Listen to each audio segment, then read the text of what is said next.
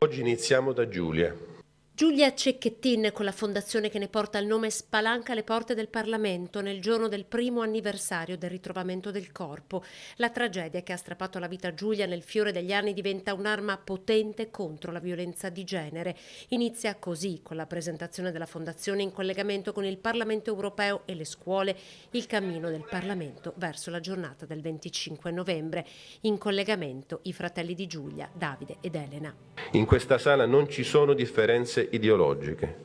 Siamo qui per condividere con azioni concrete, attraverso la fondazione intitolata Giulia Cecchettin, la crociata contro il flagello della violenza di genere. L'introduzione di Giorgio Mulè, vicepresidente della Camera, il messaggio di intima vicinanza a Gino Cecchettin del cardinale Matteo Maria Zuppi. Vi aiuterò, scrive, gli interventi della politica e degli esperti, poi le parole di Gino dirette e potenti come sempre, pur nella loro semplicità.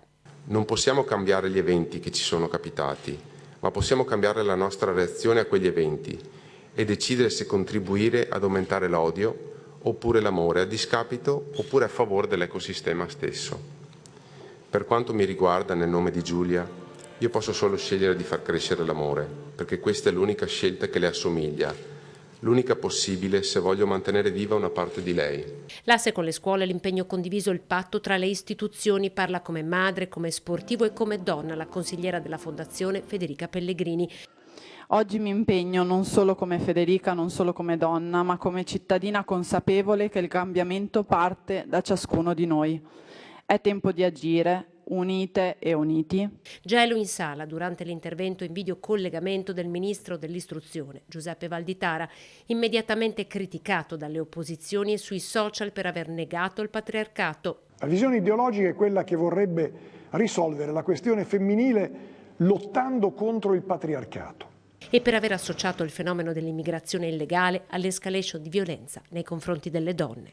Occorre anche non far finta di non vedere che l'incremento dei fenomeni di violenza sessuale è legato anche a forme di marginalità e di devianza in qualche modo discendenti da una immigrazione illegale.